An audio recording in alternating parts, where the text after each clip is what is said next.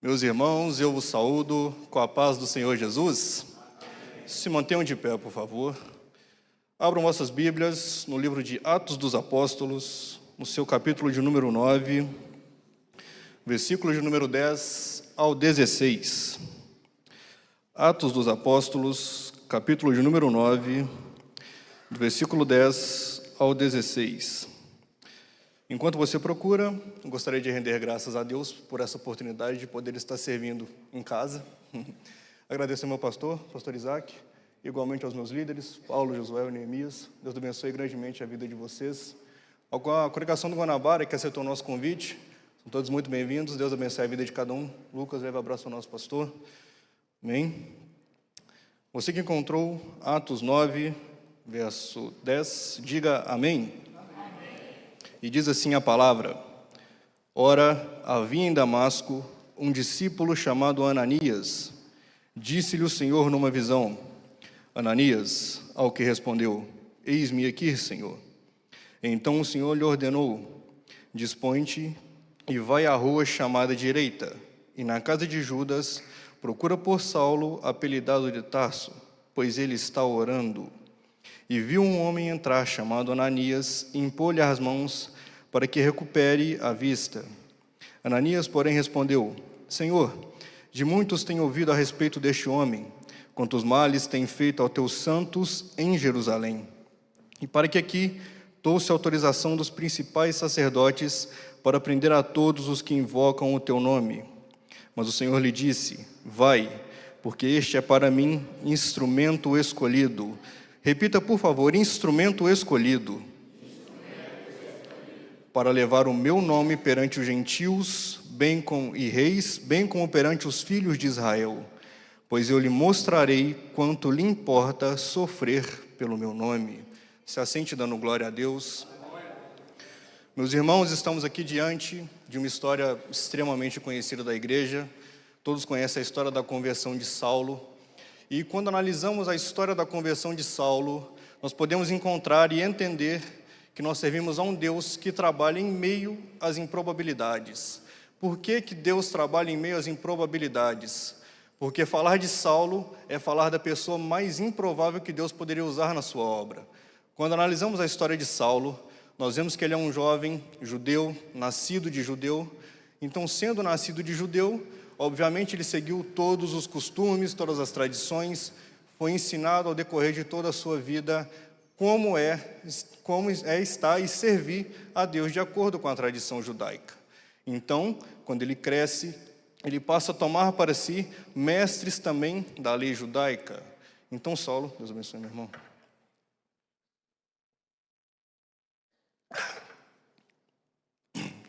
Aleluia. Então, Saulo, no decorrer de toda a sua história, desenvolve um amor imenso pela lei judaica e guarda essa tradição consigo.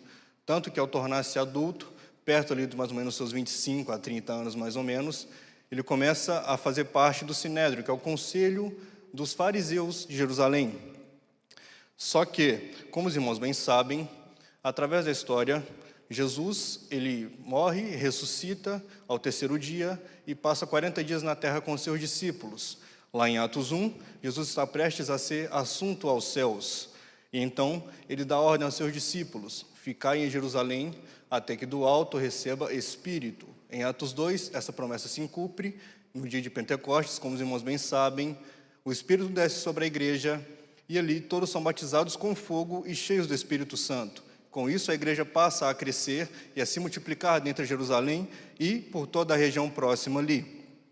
Só que tem uma coisa muito interessante, que todos nós que dizemos que vamos servir ao Senhor, que queremos ser batizados com o Espírito Santo, a gente não consegue ficar calado.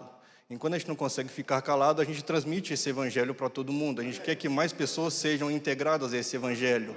E, por consequentemente, os discípulos que ali estavam em Jerusalém, no período de Pentecostes, começaram a também falar ao povo que estava ali e dizer: Jesus salva, Jesus cura, Jesus batiza. Ele é o único caminho que nos leva até o Pai. Aleluia. Só que isso incomoda aqueles que não creem que Jesus é o Messias.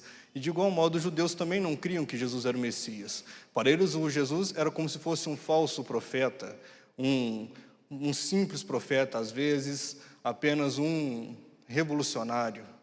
Só que para nós sabemos que ele é o rei, que ele é o único que nos leva a Jesus, que nos leva a Deus. E quando encontramos agora na história de Saulo, ele é o que se dedica ferozmente a combater esses que dizem ser discípulos de Jesus. Exemplo que nós podemos citar está ao decorrer de Atos 6 e 7, quando nós conhecemos a história do jovem Estevão, que este era um diácono selecionado pelos 12 apóstolos e cumpria todos os requisitos para ser um diácono na igreja de Jerusalém. Ele era cheio do Espírito Santo, era de boa fama e tinha temor pelo Senhor. Então Estevão, além de cumprir as suas funções como diácono, ele também espalhava o evangelho, pregando às viúvas, aos órfãos, a todos aqueles que necessitavam de ouvir a palavra de Jesus, ele a transmitia. E isso enfurecia aqueles que diziam que Jesus não era a verdadeira palavra.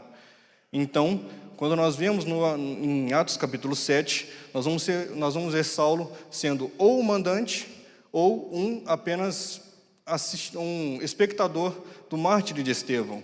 Porque quando ele é colocado perante o Sinédrio, ele é preso e é levado perante o Sinédrio para se defender, ele faz um discurso maravilhoso em sua defesa, dizendo que Jesus, ele é maior do que Moisés, porque ele é o nosso próprio libertador. Jesus, ele é maior do que Abraão, porque ele é o princípio da nossa fé. Jesus, ele é maior do que Davi, porque ele é o rei que vive e reina para sempre. E com isso enfurece Saulo de tal maneira que ele vai não somente assistir e condizer com a morte de Estevão, que ele vai começar a iniciar uma perseguição feroz à igreja que está em Jerusalém. Como vocês podem ver em Atos 8, a partir dali, Saulo começa a perseguir a igreja em Jerusalém. E todos, exceto os apóstolos, foram dispersos para as regiões da Judéia e Samaria. Detalhe muito interessante quando nós notamos isso, porque quanto mais Saulo perseguia a igreja, mais a igreja crescia. Quanto mais ele insistia em tentar acabar com o evangelho de Cristo, por incrível que pareça, esse evangelho mais crescia e era mais propagado, ao ponto que ele se perguntava: quanto mais eu persigo esse povo, mais eles pregam. Quanto mais eu tento matar, mais eles crescem e eles se multiplicam. Então, quando nós vemos aqui Saulo nesse indagamento, ele agora decide de vez tentar acabar com isso tudo. Ele vai até o sumo sacerdote da época, a saber, Caifás. Caifás era um sumo sacerdote corrompido, porque herdou o sacerdócio de seu sogro, se eu não me falha a memória, se eu não me engano, herdou o sacerdócio de seu sogro e foi um dos responsáveis pela crucificação de Jesus. Quando chegamos nesse ponto, ele dá autorização a Saulo para perseguir e prender todos os cristãos, aqueles que dizem invocar o nome de Jesus. Então, quando chegamos nesse ponto, agora nós vamos ver que Saulo, tendo autorização que é válida em todo o território do Império Romano, ele vai primeiro até Damasco. E a Bíblia vai nos dizer lá em Atos 9:1, que Saulo, respirando ainda ameaças e mortes contra os discípulos do Senhor, dirigiu-se ao sumo sacerdote e lhe pediu cartas para a sinagoga de Damasco, a fim de que, caso achasse alguns que eram do caminho, quando ele se refere a caminho aqui, ele se refere ao povo que caminhava, peregrinava para pregar o evangelho, mas também era aquele povo que anunciava que Jesus era o caminho. Por isso o caminho está escrito com C maiúsculo. Assim, homens como mulheres, e os levasse presos para Jerusalém. Por que perseguir homens e mulheres também? Porque o homem e a mulher é a base da família. Destruindo a família, se destrói a igreja. E seguindo ele para a estrada de Damasco, fora aproximando-se de Damasco, subitamente uma luz do céu brilhou ao seu redor, e caindo por terra, ouviu uma voz que lhe dizia: Saulo, Saulo, por que me persegues? E ele perguntou: quem és tu, Senhor? E a resposta foi: eu sou Jesus, a quem tu persegues. Eu não sei vocês, mas se eu fosse Saulo no lugar aqui, meu pensamento não seria outro a não ser: estou morto.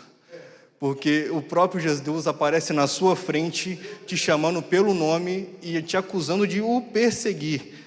Se não fosse nada além disso, eu temeria muito pela minha vida. E ele disse, e o Senhor dá ordem a ele ainda, diz: mas levanta-te e entra na cidade, onde te dirão o que te convém fazer. Aqui nós entendemos que Deus ele trabalha de uma maneira muito inexplicável. Saulo tinha a intenção de chegar em Damasco, grande, com autorização do principal sacerdote da sinagoga, para chegar em Damasco e falar: todos aqueles que professam e creem em Jesus, esses agora vão ser presos, porque estão descumprindo a tradição judaica. Só que agora Jesus vai mandar ele levar, ele vai chegar até lá, carregado por seus companheiros, cego, porque ao ver a luz, ele é o único que fica cego.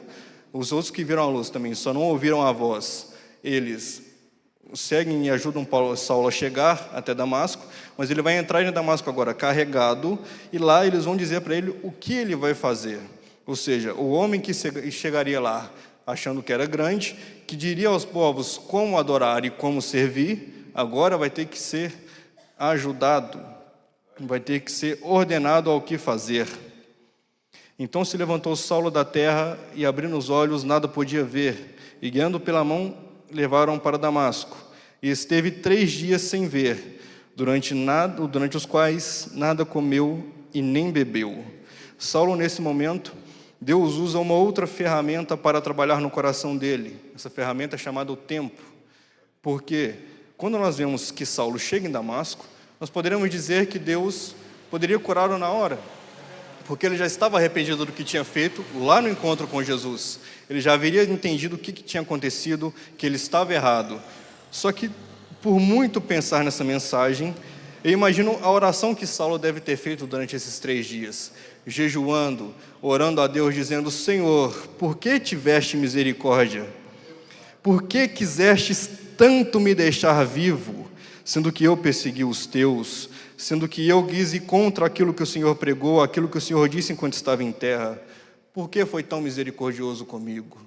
E quantas vezes nós também não nos deparamos com essa mesma situação? Chegamos a um ponto que estamos tão cegos por nossos desejos e vontades, crendo que somos capazes de fazer tudo sem Deus. Nós nos encontramos como Saulo, numa situação em que Deus aparece para nós e nos confronta o nosso pecado, confronta as nossas ações e diz: você está errado, você tem que melhorar. Não é assim que eu quero que você esteja perante mim. E você se pergunta: Deus, por que você tem tanta misericórdia de mim? Por que você me ama tanto a ponto de perdoar os meus pecados, as minhas iniquidades? Por que o Senhor veio e se sacrificou por mim para que eu não precisasse me sacrificar? Esse devia ser o pensamento de Saulo, acredito eu. E orando tanto, Deus resolve curá-lo. Ele mostra uma visão um discípulo chamado Ananias, discípulo esse fiel a Deus. Porém, já sabendo da história de Saulo e o que ele deveria fazer em Damasco, tem medo. Só que o Senhor fala algo muito interessante no versículo 15, como nós vimos, que disse: vai, porque este para mim é instrumento escolhido, para levar o meu nome perante os gentios, reis, bem como perante os filhos de Israel. Interessante que algumas traduções vão dizer que Saulo aqui vai ser um vaso escolhido.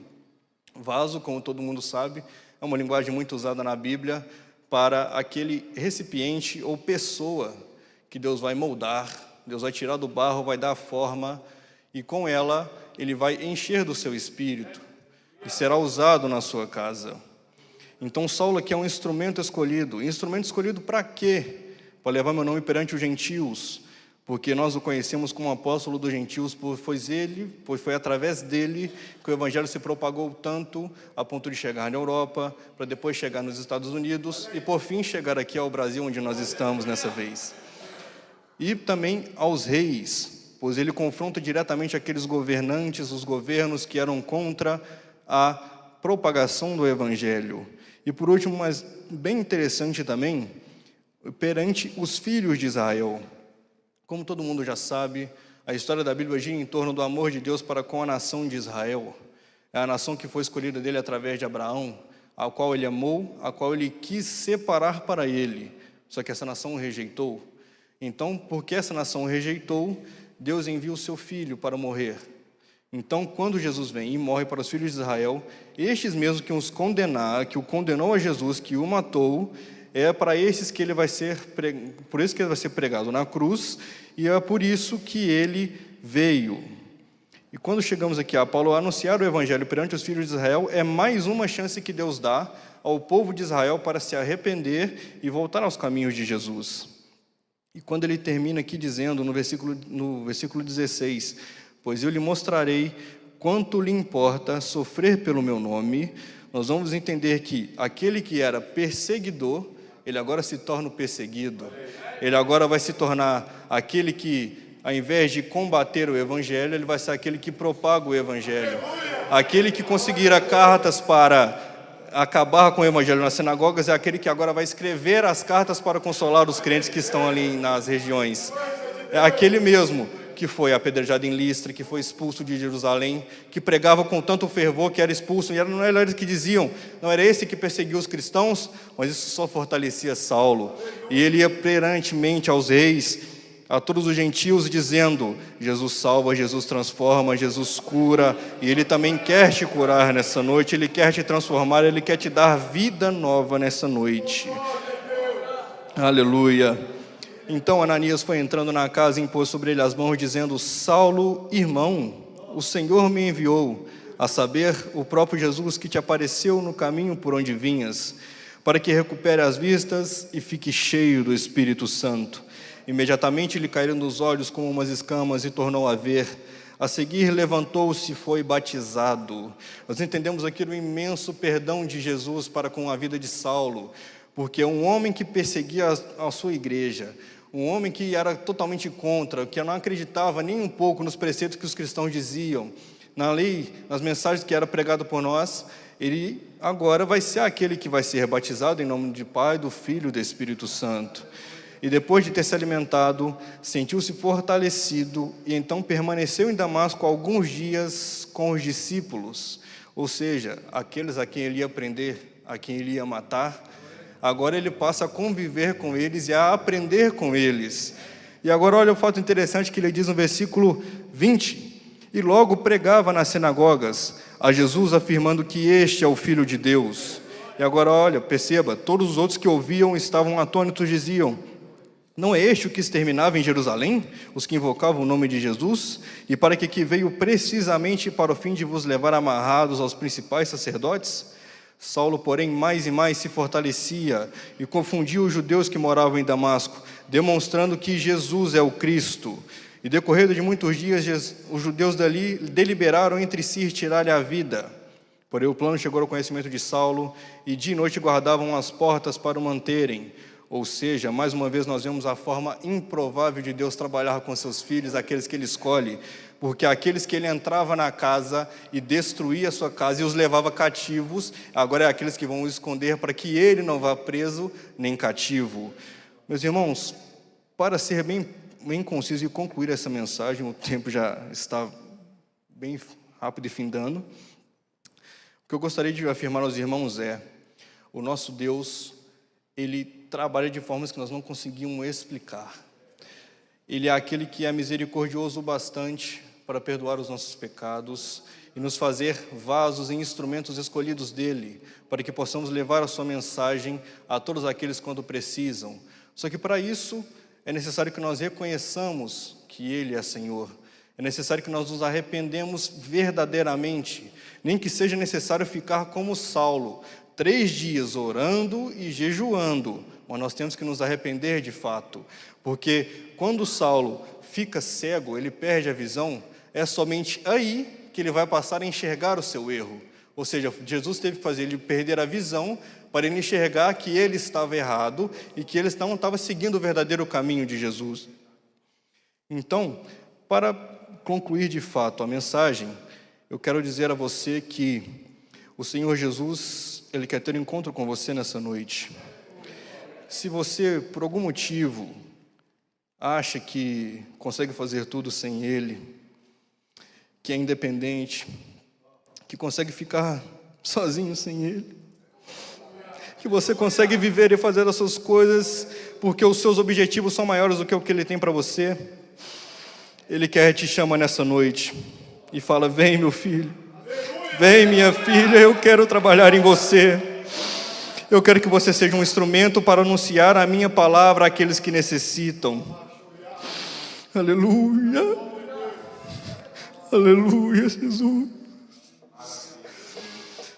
Meu filho, eu quero que você transmita a minha mensagem. Eu quero transformar a sua vida. Eu não falo de bens materiais nessa terra, mas eu quero te dar vida em abundância comigo, uma vida eterna, uma vida sem pecado, uma vida santa, separada para mim. Aleluia.